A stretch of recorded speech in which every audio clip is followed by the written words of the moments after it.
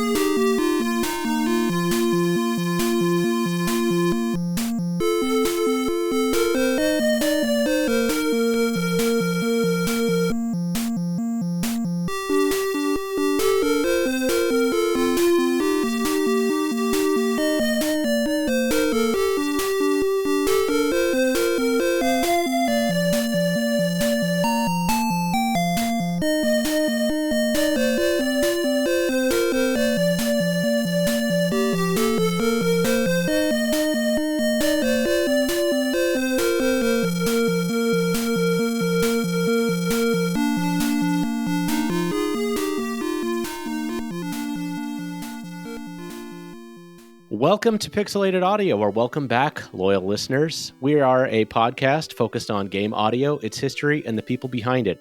We are your hosts. I'm Gene, and that's Brian. How's it going? Today we're going to be talking about Guardian Legend. We're going to be listening to music together. It's a lot of fun. It was created by Compile for the NES, as well as its predecessor Guardic for the MSX, which shares a lot of the same music. Different game, though.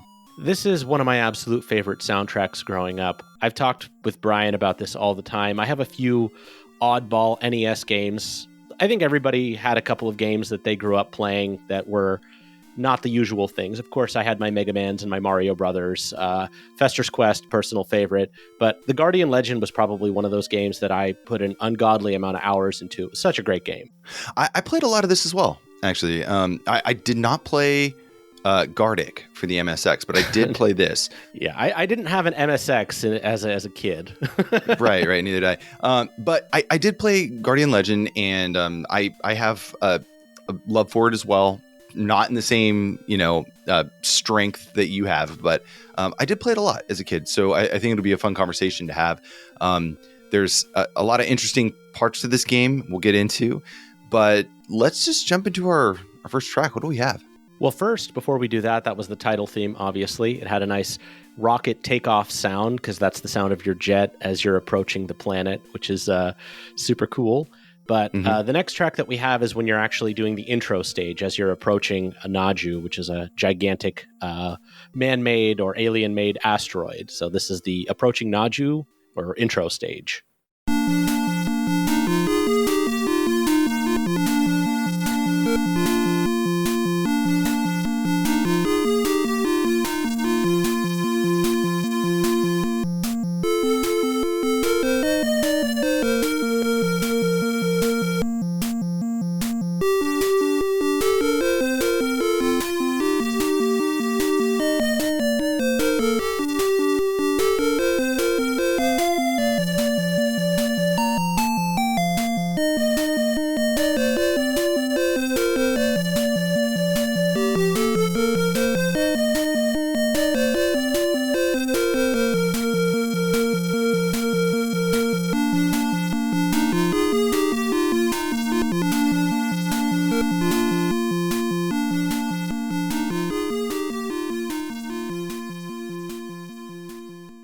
That was the intro stage, approaching NAJU, and I feel like this has an appropriately epic or dramatic opening music sound to it. Really fits the scene. Right. You first get a hint of that title screen again, right? But then it goes into its own kind of soaring thing. I really like the NES. This is a simple soundtrack in a way. There's some really cool echoing effects that they're doing on both of the square channels.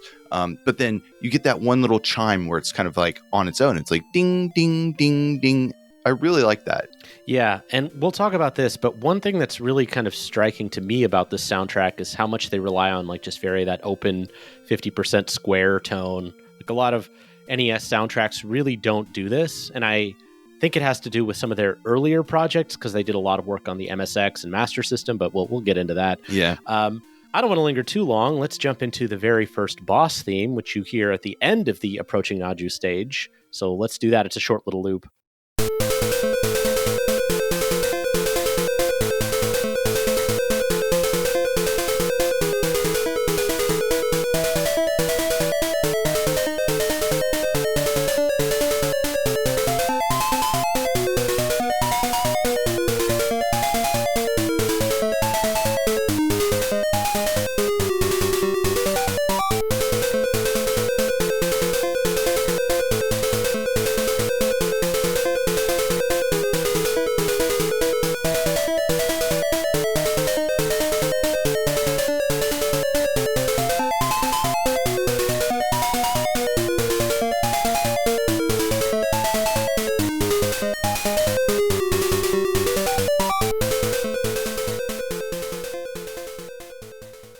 That was the music from the first boss stage, and it's a short loop, but I love this track. It's got this beautiful chime to it.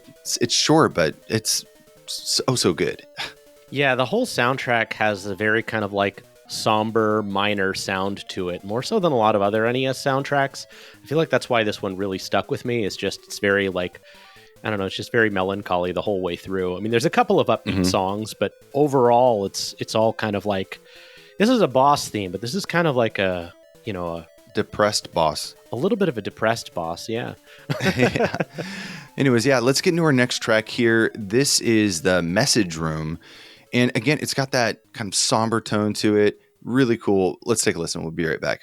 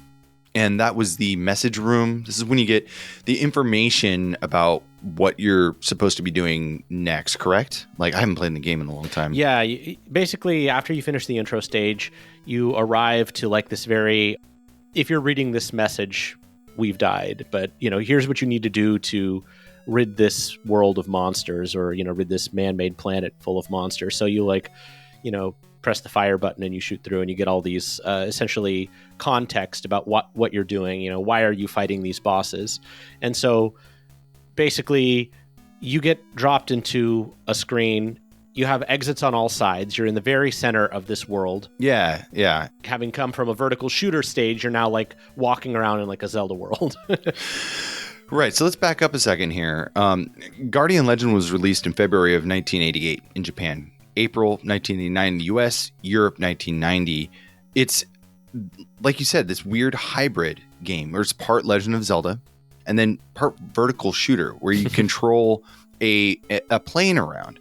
I remember this game being so frustrating to me because that first level, you're a ship, you're a spaceship flying through like this space area that's way too fast. Blazing fast.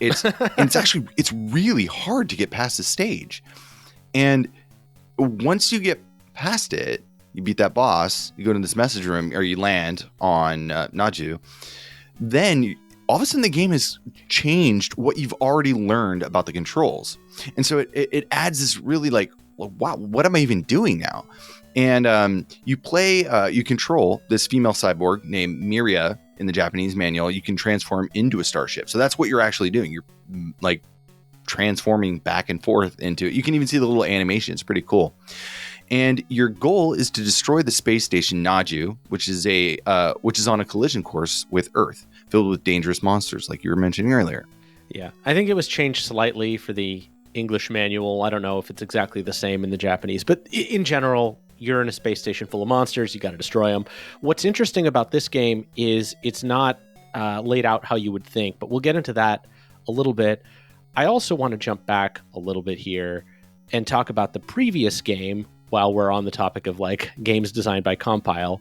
Guardic, while technically has nothing to do with this game, has got a lot of the DNA of this game in it. And the reason why I want to bring it up is because, as you'll see, there's a lot of music parallels here. A lot of the stuff that was worked on from the first game ended up in the second game. It was released for the MSX in 1986. They maintain to this day that there is no relationship between the games other than they're just like shooters that, take place in space. It feels like a beta version of Guardian Legend. It really does. But the first game, Guardic, was composed by Masatomo Miyamoto. As you'll hear, it's like right on. Some of these things are reused quite literally. It's a much simpler game. It's a single screen shooter. It's almost like a weird combination of like a maze game and Space Invaders. So we're already messing around with this hybrid genre. Like, you navigate a ship around, so it's a non-linear world. You can choose where to go, but then during the stages, you're like in a single screen firing at vertical shooter enemies. Very odd, but they seem to like this idea, and they developed it more fully into Guardian Legend. That's interesting that they still kind of claim that there's not really a connection there, but that's maybe just it didn't turn out as well as they'd hoped, and they're like, well, no, this is our, on the NES is our next chance to kind of redeem ourselves with what we wanted. So, did you play the MSX game? I didn't. I've watched some footage of it. It looks pretty primitive. It doesn't have great scrolling, as MSX games generally don't. But there's some pretty cool looking stuff going on. It's got a lot of enemies on the screen, given how simple the game looks. Well, the music is pretty cool, at least. It is, yeah. While we're on the subject of Guardic, why don't we just play the main BGM from that game? It doesn't show up anywhere in Guardian Legend, but might as well, right? Let's take a listen.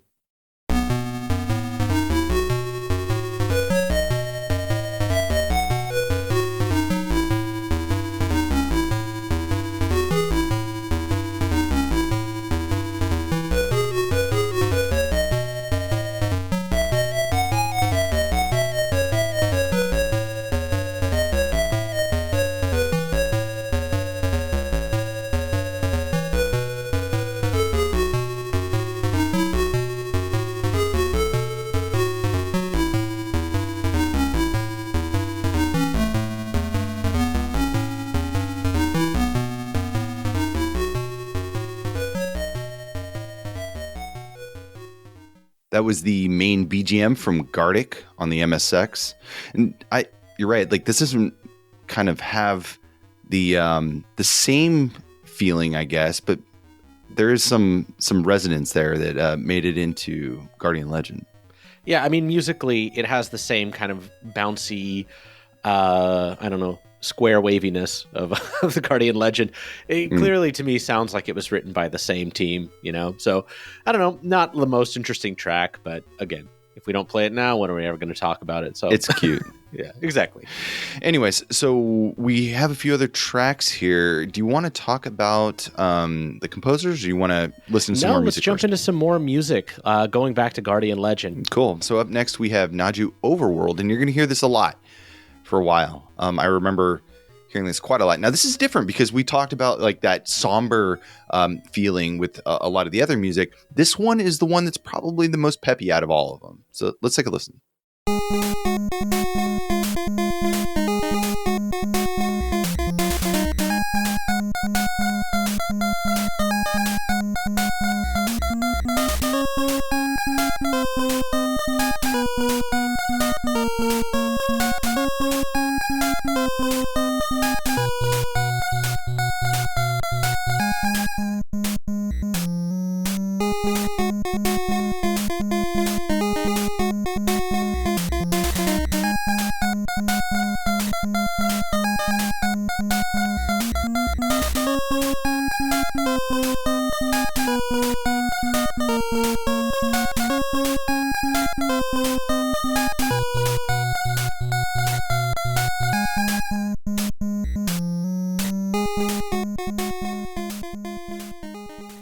All right, that was the NAJU Overworld, a sad peppy tune.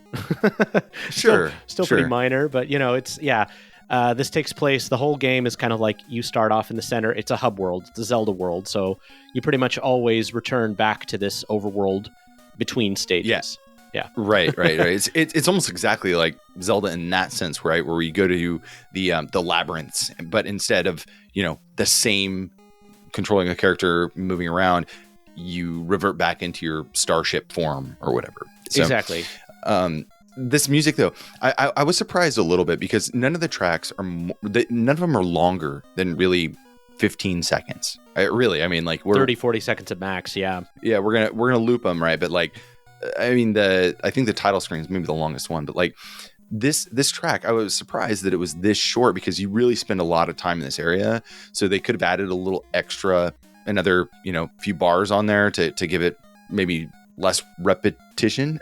But at the same time, it's got a really nice swing to it. The bass is nice, and it makes you feel better to be there than in some of the other really depressing tracks. But yeah, it's a really cool area that you stay in, and it's got this nice kind of swing music to it. Yes, it's just like a bright green zone. This is the visually least oppressive zone in the entire world. There's a lot of like very scary looking stuff as you get into the game. But let's talk a little bit about the company. Yeah, so we've talked about Compile, I'm sure, on the show before. Game developer founded in Tokyo on the 7th of April, 1982, under the name Programmers 3, Inc. And then they changed the name to Compile in 1985, where they operated until their bankruptcy in 2003. And some of the former employees went to the offshoot companies like Compile Heart, a subsidiary of Idea Factory, best known for the Hyperdimension Neptunia series. And I'm pretty sure we talked about that on the show before. Yeah. Compile is one of these companies that the DNA that they put into the shmup world has gone on to influence a lot of other companies, and not just shmups. Yeah, there's like the hints of like Compile in all sorts of other companies. And those more involved with shmups went on to like the short-lived Milestone, responsible for some shooters like Chaos Field and Radigy. In the early days, from 85 to about 93, Compile's biggest games were shoot 'em ups, including legendary games like Zanac, a lot of the games we talked about, like Elise series, including Musha, Blazing Lasers, Gunhead, and Spriggan. Now, we've done quite a few episodes on the Aleste series. We had, was it Sakota on? Yep. Some years ago now. Yeah, it was a great show. That was one of our first interviews, Japanese interviews too. Yeah, that's going a ways back, but it was a really great one. I remember him being kind of like a little bit, a little feisty in that interview. Just he's a nice guy. I mean, he's a funny guy, and he would like message me like randomly about just weird stuff about like different like restaurants in San Francisco and stuff. So yeah, cool guy. Oh yeah, and. What's cool is Compile was one of these companies that was behind a lot of games, so they didn't just do shmups. They also worked on those like legendary fantasy pinball games, Alien Crush and Devil Crush, which I didn't even realize. I always assumed they were NEC games, but it was just a licensing deal. During the 90s, they transitioned to working on some other well-known series, the Mado Monogatari, or the, I forget what those are called in English. Actually, I don't think they were ever released in English, but it's like a first-person dungeon crawler with like a cute character, which then kind of in a roundabout way spawned off the Puyo Puyo series, which became their bread and butter for about a decade. And I think even though Compile is not really around, Puyo Puyo is still like a pretty big franchise. There's Puyo Puyo Tetris and things like that. It's kind of like their most lasting legacy these days, but for the longest time, they were always like the shmup company. Unfortunately, as things were slowing down in the early 2000s, they started to kind of taper off. But one of their last games, one of my favorites, what I consider the swan song, was the shmup Zanac X Zanac, released for the PS1 in 2001. Really great game, features some really great arrangements of the original Zanac. It's one of these probably collector's items they didn't make that many copies of. It's probably super expensive. Yeah, it's a good game. It's a really good game. I really enjoyed it as well. Let's get into this next track here. This is Empty Room.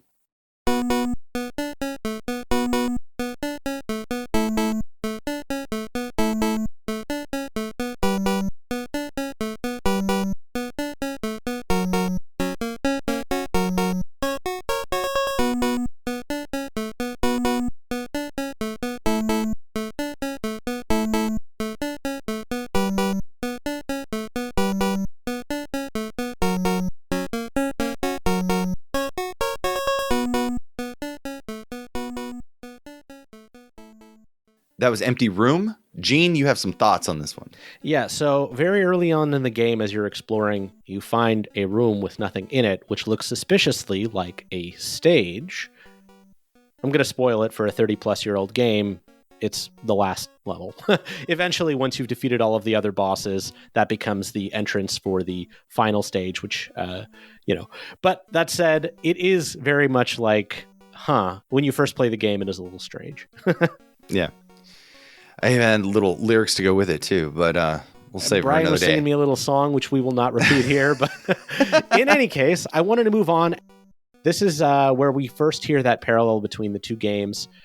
First, I want to play the Guardic title theme, and then we're going to play where it got used in the Guardian Legend as the password theme.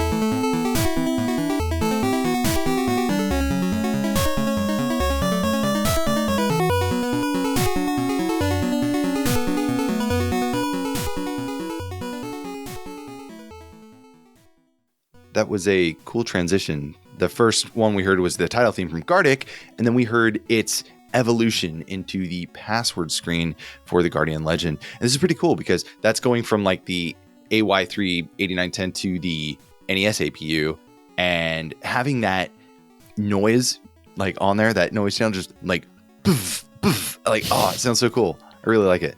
You're going to be listening to this password theme a lot if you're not using an emulator. I have a lot of people that I want to give thanks to, but the one person I want to say no thanks to is whoever designed the password system. I'm trying to remember it for this. So the password system, the best I can sort of describe it is, imagine if somebody turned the Japanese language into like a weird alien symbol language. So there's like 60 characters with umlauts and weird little things coming off of the letters, and if you miswrite any one of the 32 character password, it doesn't work. So oh god. Yeah, it was a nightmare, and I've had at least a couple of times where I've lost half a day's progress because I just mistyped something. It was Oh god. Yeah, there's a few other passwords that remind me of how much I hated passwords. But let's get into our next track here. This is the Ocean Overworld, and this is from the Guardian Legend.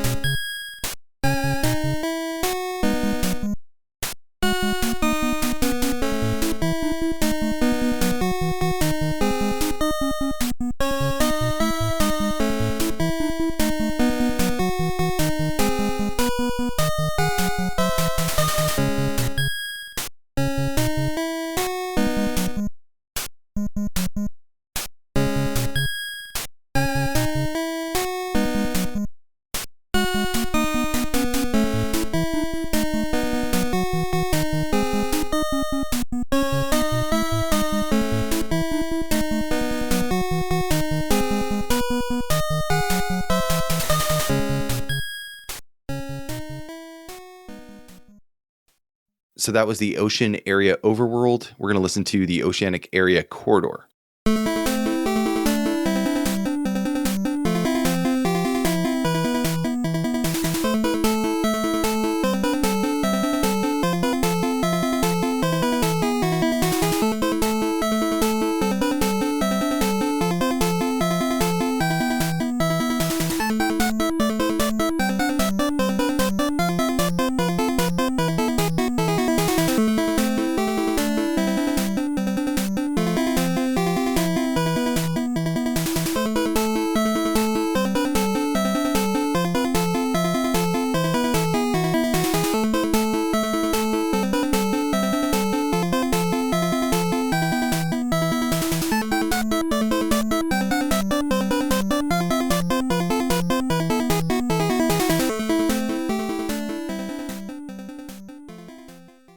So that was the Oceanic area corridor, and now you're going to hear it reverted back to the MSX. This is the Guardic name entry tune.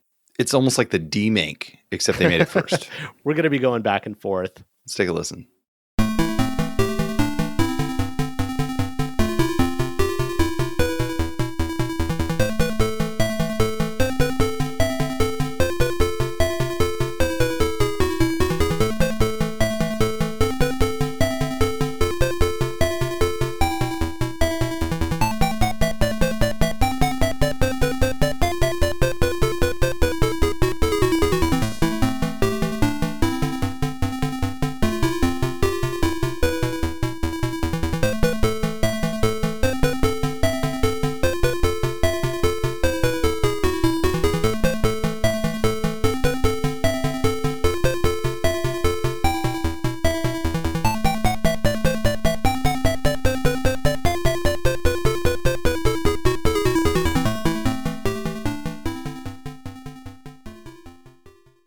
So that was the back-to-back, the Ocean Area Overworld. So, your Zelda-like blue zone that you're walking around in. Then the Oceanic Area Corridor, which is your vertical shooter zone. And then the Guardic name entry, which is the same music, but, used in a different context, obviously. I like this. I like these tracks. I like this world a lot, actually. It's actually probably the most depressing world. But I do like the music quite a lot. It's got, the little kind of glimmer of happiness that pops in that overworld theme. But yeah, cool track. And the Guardic version is, you can definitely, that there's no mistake that they're like the same track. Oh yeah, it's note for note, basically. Yeah, it's just some extra flourish in there for the NES version. But yeah. Actually, the Guardian Legend, for those that don't really know the game, it's totally linear for the most part. Like the overworld, you can kind of navigate at your own leisure, but the zones are often blocked off by like the first key, I think, is a crescent key. Once you have the crescent there's key, nothing to do. There's nothing to do if you go to the wrong area first, right? Yeah, you can't even exit the main hub area unless you have the appropriate key. You can enter the ocean area right away, though. That one doesn't require a key. So, oh, really? Yeah. I don't remember. Yeah. Towards the end of the game, you actually get a couple of keys that connect zones, so you can like link one to the other. But in general, you kind of go straight in order. But yeah, man, I don't think I ever got that far into the game. Oh, yeah, I've beaten this game a few times. In fact, for this show, I actually played it again, and I have to say it holds up really well. It's still one of these games that I'm surprised there haven't been more attempts to either remake it or essentially take what it did and reproduce it. But maybe somebody's going to listen to this and do it. We'll find out. So let's get into our next tracks here. Gene, you put some comparisons together, right? Yeah, we're going to first play the second boss theme, and then we're going to play two back-to-back comparisons. Keep in mind, everything's super short, so you'll get to hear it. But this, I'm looking at the notes here, and I'm so confused what you're going to yeah, explain. I know. So I'm excited to hear. Back and forth. This is the magic of post-production. It'll all make sense when the listener hears it. But first, we're going to hear the second boss theme from the Guardian Legend.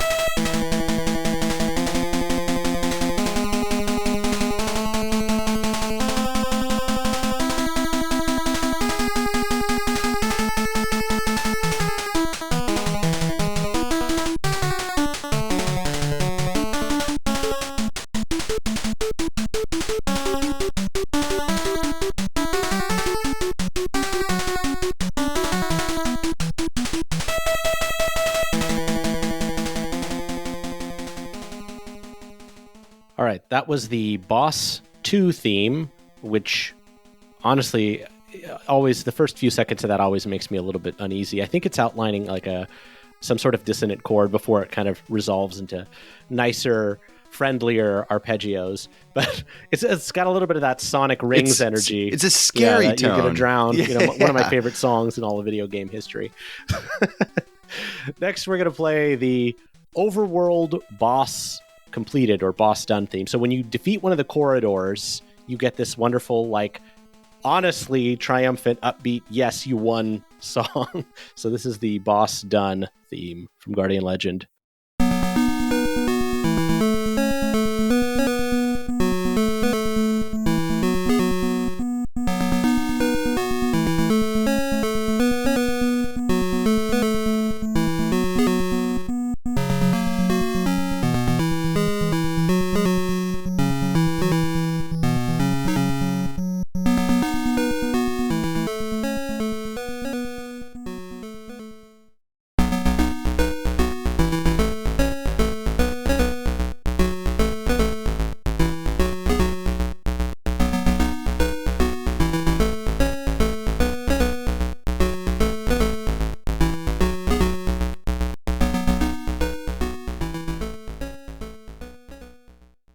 For those of you who know what this is, you have a little shop theme in the Guardian Legend. You buy items from their mascot, the blue Randar, which is like a giant Kirby, except he's blue.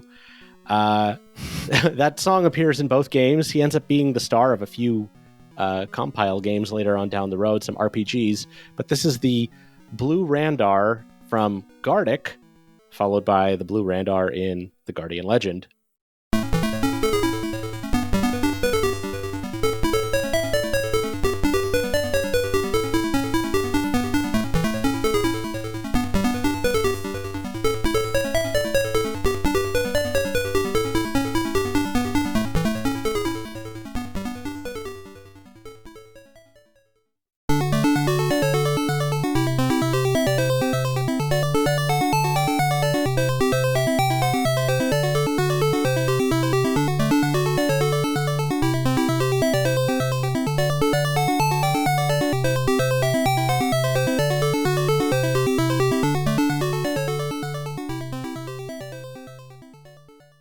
So those short little loops were the Randar room in Guardian Legend and just the Randar theme in Guardic. Very short loops. Clearly they slowed it down to make it a little bit less irritating, but you'll see this happy blue face every now and again when you're trying to buy something. He's kind of like, he works exactly like the Zelda shopkeepers. It's like, do you want this or do you want that? Yep. That's all I got. Pretty much. Let's move on to the next zone. This is the Forest Area Overworld.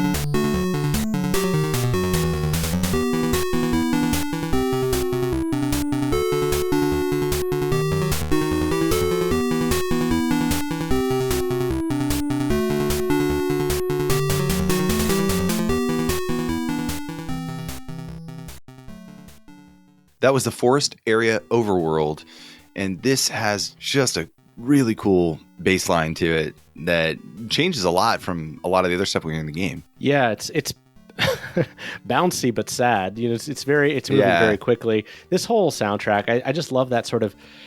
It's easy to get lost into. Like, I know listening to it on its own, you may not sort of get it. It's really a game that needs to be experienced. I mean, the loops are short, but it just works really well. You're jumping in between areas quickly enough that nothing really gets too tiring. And it's that area, like, this kind of music really does bring me back to like childhood and having these, you know, these games that you don't really know much about, right? Like, unless you read it in a Nintendo Power or something like that. Like, it was just, you know, there was no internet. There was nothing really around at the time to like do research or figure out. So it was kind of like all you had was the music, and all you had was like the manual that it came with, and you were just in this world and experiencing it, as you're going through, confused as a kid too, like, where do I go next? I don't even know what I'm doing, right? Like trying to figure things out. And I think that whole sense of wonder is also what contributes to the music being so enjoyable to listen to. Even now, I really like it. I mean, I played the game a lot as a kid, but not nearly as much as you, because I never beat it for sure. But yeah, it gives me that old timey, like, happy, I'm sitting on a beanbag, like in my underwear eating cereal feel. Yeah, I feel like this game had a nice balance. Nowadays, the closest comparison people would have is like Dark Souls, where, you would go to school and you'd try to talk to your friends and be like, I can't figure it out. Actually, in my case, it was my sister. I didn't have anybody else that I knew that had played this game. But sometimes you'd just be stuck on a zone and you get some like cryptic clue. And, literally just the clue was essentially like, wait in the area for the corridor to open. You have to be there for like 30 seconds before the door opens. There's like half of the corridors have some sort of trick before you can go to them. So it's a little bit like, you can just look it up nowadays. Some of the mystique is gone, but even just kind of tooling around in the game without getting stuck for hours is still like, it's still a nice experience, and the gameplay is solid. If you've never played the game, for sure, just pop it on, don't look anything up, and just try to figure it out. But if you get stuck, look it up. There's no shame. There's no shame. Cool. Let's talk about the composers. We haven't really said anything about them yet. Yeah. So what's interesting is these three guys, actually there's two composers, and I wanted to talk a little bit about the programmer later, but they overlapped for a very short period of time. They did not work together for very long. But Masatomo Miyamoto is the guy who wrote the music for Guardic, and by proxy wrote a lot of the music for the Guardian Legend. I don't know exactly where the credits diverge, but in any case, he worked for Compile from around 1985 to 1990. He sometimes went under pseudonyms like Miyamoto, Miyamo, anything of that nature. He worked on Zanac, Golfelius, Tombs and Treasure, Power Strike, Blazing Lasers, Aleste, Gaiden, Aleste 2. Really great musician. I really love his style. Fortunately, you don't get enough of it. I think this, Golfelius, and Blazing Lasers are kind of like the trifecta of the ones that really feel like Compile music from like the late 80s to me. Really, I would say Aleste Gaiden or Aleste 2 also on there.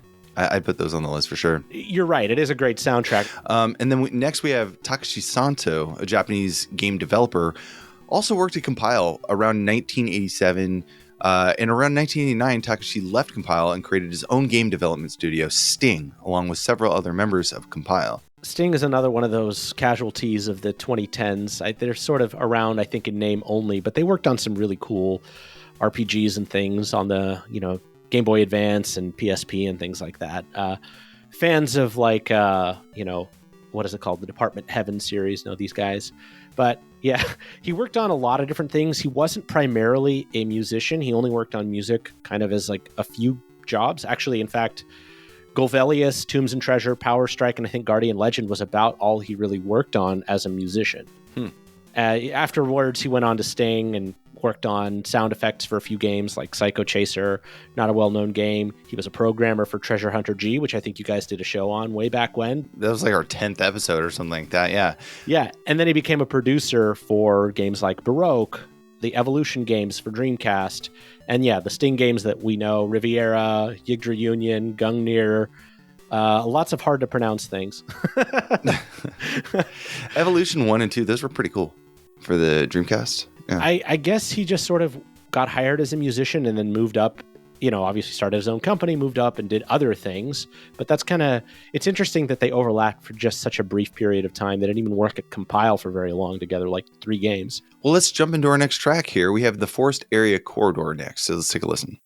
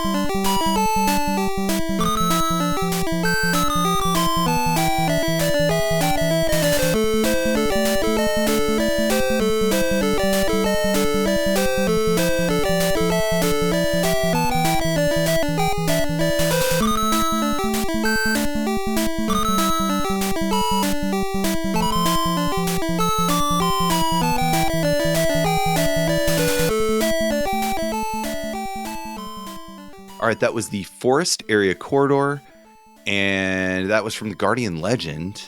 And that I really like that kind of bluesy riff they throw in there, even though the rest of the track is still depressing. It is, I know. And you've almost got that like midline running at a different rhythm than everything else, which I've always found kind of like, I don't know, just a little herky-jerky, but in an interesting sort of way. But I wanted to talk about the programmer specifically on this game. This is a very small team. Keep in mind, 1988 NES games. We're talking very, very small teams. Takayuki Hirono is, to me, like, I didn't know the name, but when I looked at the credits, it's like, okay. He worked on basically everything in Zanac, design, programming, and sound programming. He worked on Guardic, the sound driver there. He worked on Golvelius, which is probably the only other game that I think most of them worked on. Blazing Lasers, he was the programmer. GG Alest, again, which we talked about on a previous show. Power Strike 2, Robo Alest, and he was even director and producer for Zanac x Zanac. I mean, I feel like compile games from this era just have a certain kind of like control. They're very fast, and you get all sorts of like crazy cool weapons, and I feel like a lot of it has to do with this guy. So, you know, my hat's off to you, Takayuki Hirono, for all of your work on those late 80s and early 90s shmups. Yeah, I was surprised because I saw in the credits for Guardic that he was a composer, but it doesn't look like he wrote any music. He just wrote the sound driver, correct? Right, and he was the lead programmer for the Guardian Legend. So, you know, gotcha. and Okay.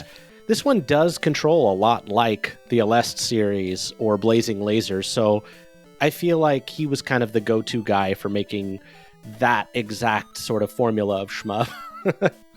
Well, you know, it's like one of those things. You have experience in a certain genre. Like, this is his golf game, you know, for like Team Sure. E, except it's compile. So Exactly. He's the golf programmer. He is the hole in one on a lot of these games. Congrats. But, you know, his last production credit that I could find, at least related to this, he worked at Compile pretty much till the end. He was the director and producer for Zanac x Zanac. So just, you know, closing the loop on that. cool. But let's jump back into some more music. This is the next area. This is the Stellar Area Overworld.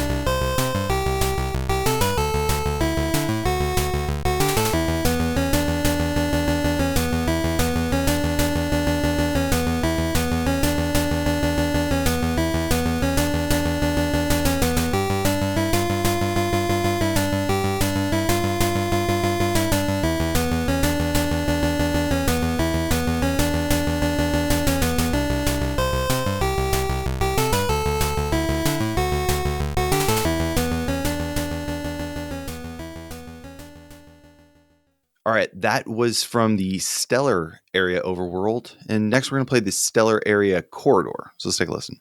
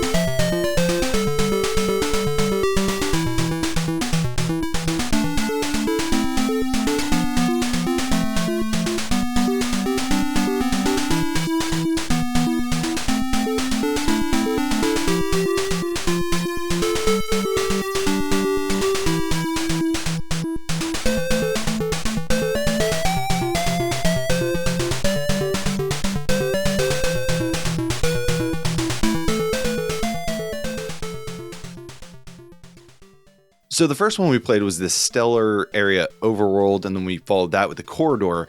I really like this corridor track. It's actually one of the longer tracks. It has to me just a little more breadth than some of the other tracks. It's not only because it's longer, it just goes through some different phases, I guess. But I like it a lot.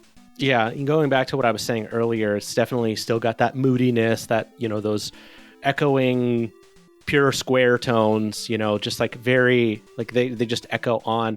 I don't know why, I've listened to a lot of video game music over the years, but for whatever reason, I don't remember that many NES games having this, like, that pure square tone. And kind of going back to what I was saying, I mean, they had stuff like Golvelius on the Sega Master System. They worked in the MSX.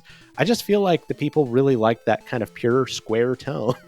I feel like there has to be some aspect to it, 'cause yeah, could be that. They just went like clean tone.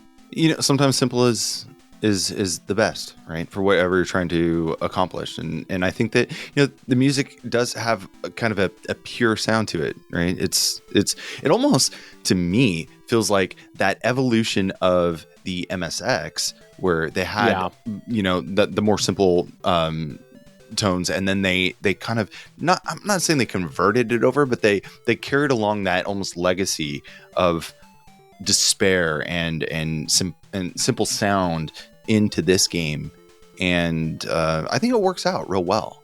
I do too. I mean, this is probably one of my favorite tracks in the game, but I did want to talk a little bit about the gameplay since we haven't talked about it much. We've talked about that it's a Zelda-ish clone, and that there are these corridors. So, you go to these, you walk through these lengthy Zelda levels, and then you get to the corridors, which are the vertical shooter levels. But there's a lot more to the game that I think makes it still pretty interesting today. For one, you're walking around, you're collecting power-ups and weapons, but what's cool is the weapons are actually applicable in both stages. So you'll have, you're walking around and you can shoot in 8 directions, but you also have a power that works that way in your ship. So you can, as you're flying down, it's a vertical shooter, but you still have a beam that fires behind you. So almost every weapon that you collect in the overworld or you get from winning these corridors has a slightly different function when you're doing the vertical shooter stages versus the Zelda levels. But, they're not totally divorced from each other because you're still the same character. You upgrade your weapon power, you get more chips, which is essentially the currency or energy level that you use for firing more. So in the beginning of the game, you can only use the special weapons for a little while. It's a very interesting economy where the more you use the special weapons, the more it degrades your standard shot. So there's like a bit of this push-pull between. Didn't realize that. Yeah. Huh. So if I have like a maximum of, let's say, 800 energy, I have like a reasonably powerful shot. When I get down to about 400 or 500, my main shot degrades a little bit. So I got to earn some energy back in order to like have that more powerful, just like regular shot. Oh, okay. That makes a lot of sense. So I don't think I ever realized that. You got to be very careful about like overusing your special weapon, because then you're going to be left with like the weakest shot possible, which is not really going to be helpful for defeating the bosses. So yeah, that's like quite the punishment, actually. You have to use your special weapon to get through certain areas, especially, in some of the overworld, your special weapon will clear out a lot of the screen a lot faster than your standard stuff.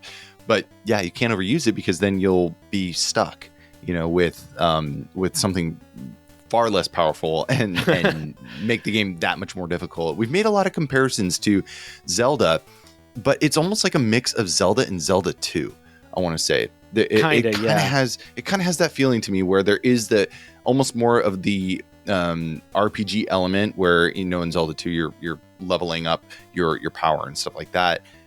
It's kind of got that, but with the Zelda 1 overworld. Exactly. And yeah, what's nice is the game is pretty generous with the power-ups, so you almost never run out of weapon energy. So yeah, you can be wailing on an enemy with the special weapon, and then for a little while you're kind of stuck with the the weak shot, but then a few seconds later you've got energy back. It's not too bad about like. Correct me if I'm wrong. Like when you kill a bad guy or some enemy, do you get the power? I'm trying to recall. It just feels so long. I'll kind of explain that too. So there's another aspect to the overworld stages. There are these special blocks that when you destroy them, there are permanent powers. So you get a new weapon, you get weapon energy.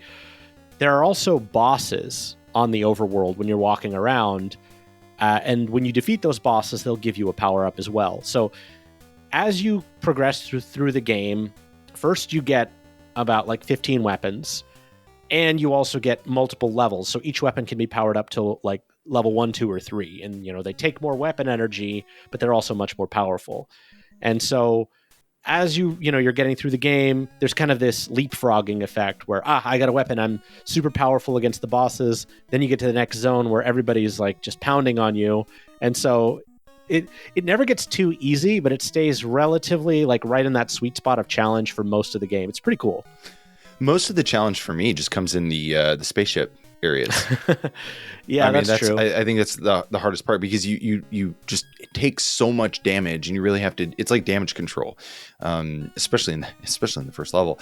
But in the overworlds, I never felt too overwhelmed with enemies. It always felt like you could kind of get your way out, and there was enough ammo replenishing to where you didn't feel like you were just stranded. So I like the balance there. That's true. And the vertical shooter stages are by far the longest. So if you lose to a boss there, you have to do them. But I mean, it's like 3 minutes, 4 minutes. It's not too bad.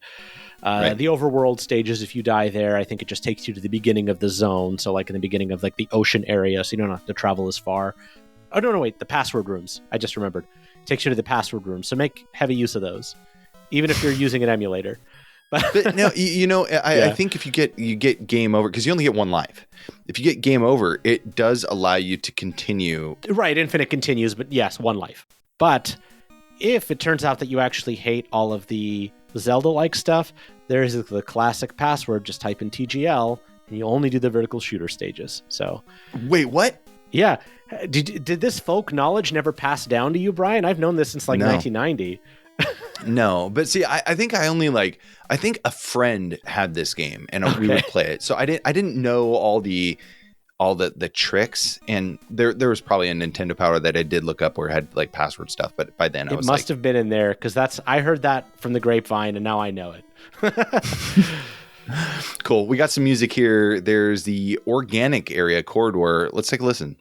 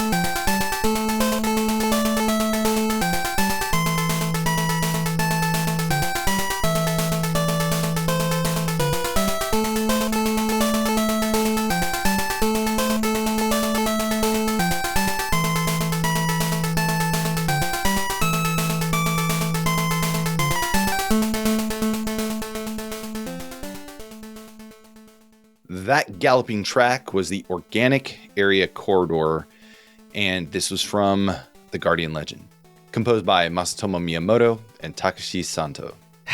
What did I say, Brian? It's an 80s shmup. You're not going to get away without fighting some kind of organic zone. Yes. Eyeballs, pulsing this and that. I mean, it's some kind of it's like all here. Arms and vessels. Yeah.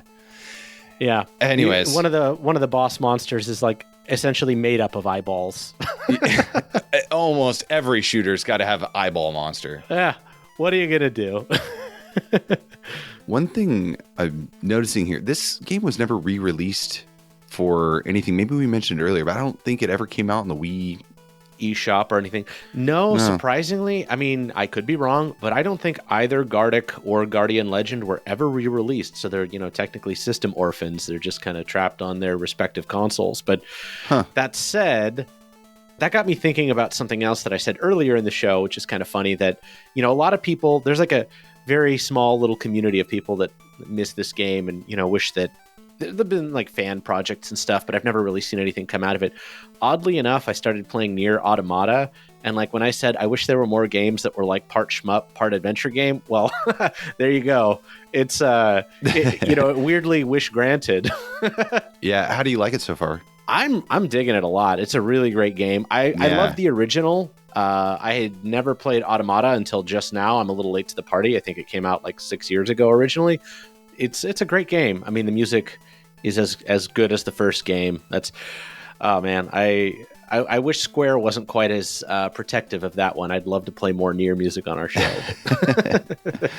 Well, we're gonna get into a Wasteland. That's another classic area. This is the Wasteland Overworld. Let's take a listen.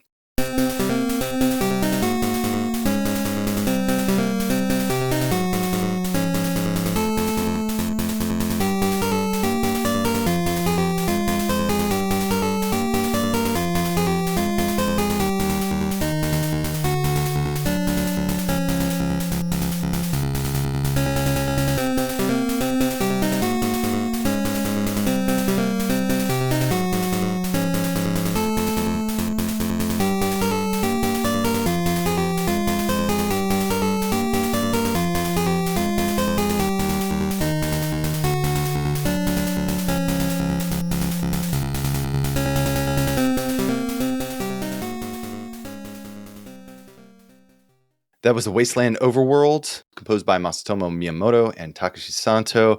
I don't have a lot to say about this one. No, I feel like by this part of the game, you just want to kind of get to the end, and I think we should do the same. Let's get to the area corridor music.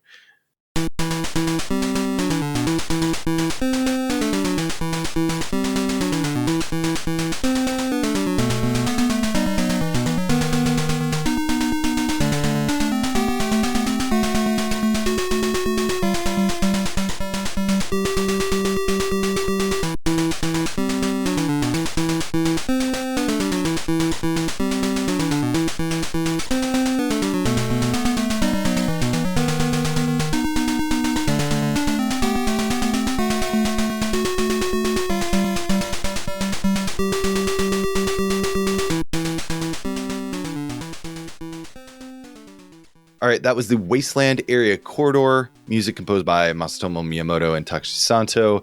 This is a lot more energizing and upbeat compared to the Overworld.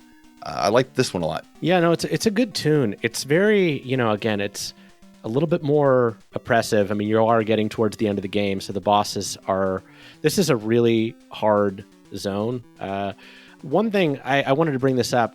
We talked about the programmer earlier, and what's really cool is even late into the game, the frame rate is really steady. Like, they do some tricks where when you fire a beam, it just like hides part of the enemy, like some of the sprite just gets erased. There's like almost no slowdown in this game. Like, it's amazing how smoothly it plays. Like, I was hitting the limits of my reflexes on the very last few stages. It was pretty tough. So just remember, if you're playing this game at the very end, it's tricky without cheats.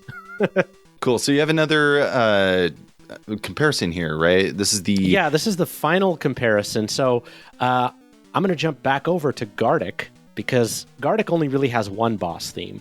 Guardian Legend has a few, but they ended up using the Guardic boss theme as the last boss theme. So here's the Guardic boss, and then the Guardian Legend boss.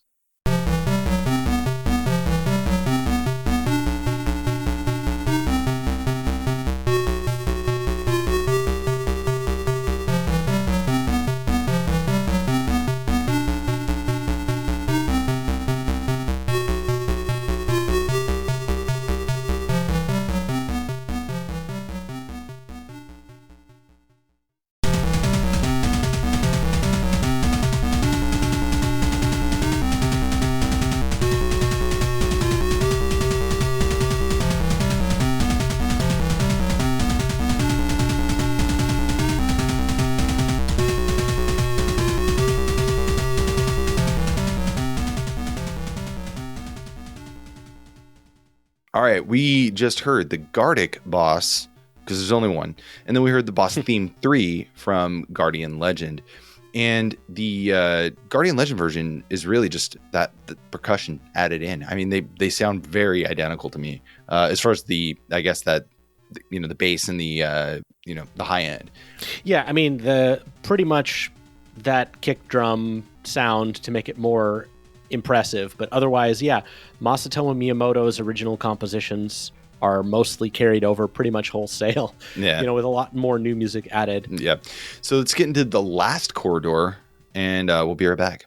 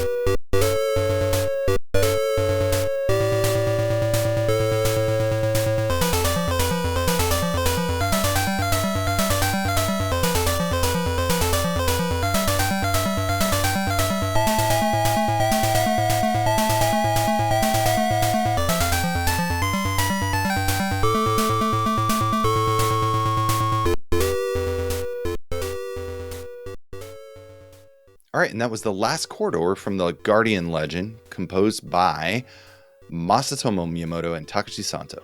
And for our part, that's basically the Guardian Legend in a nutshell. So today we covered the Guardian Legend on the NES and Guardic on the MSX, composed by Masatomo Miyamoto and Takashi Santo.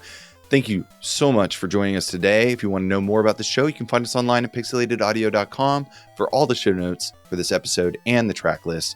We're also on Twitter and Discord, so please join the conversation, join the family. Yeah, it's we always got a lot of great music. We just had a wonderful show with Super Mega Zero, with DDR Kirby, and just an amazing soundtrack. We've got lots of music from shmups over the years, so if you like this kind of music, go back into our archives and just search Shooter on our website. You'll find something. Yeah, there's so much great music from shooters, and I'm glad we got a chance to cover this, the Guardian Legend. It's never going to quite hit the same impact as being there when you were a kid, but if you have a chance, play it. It never is, but of course. But you know what? Like, you can still, curl up and on the floor with a blanket and turn off the lights and enjoy, right? So yeah, check out some of our past episodes. Had a lot of fun. I really like doing these shorter episodes, especially from games that we've been wanting to talk about for a while. I got another one that I've just got a hankering to do too, so maybe that'll be the next on the lineup. So anyways, we have one track taking out the show here. This is the ending from the Guardian Legend. Any final thoughts, Gene? Yeah. This is one of those. I'm robbing you of the experience, listeners, but this is one of those tunes where when you hear it after fighting a very hard final boss, it hits different. I gotta say, it's a great tune, but it's not an earned victory because I just handed it to you. But we hope you enjoy it anyway. This is the ending from the Guardian Legend. Thank you so much for listening. We'll see you back in a few weeks for the next episode.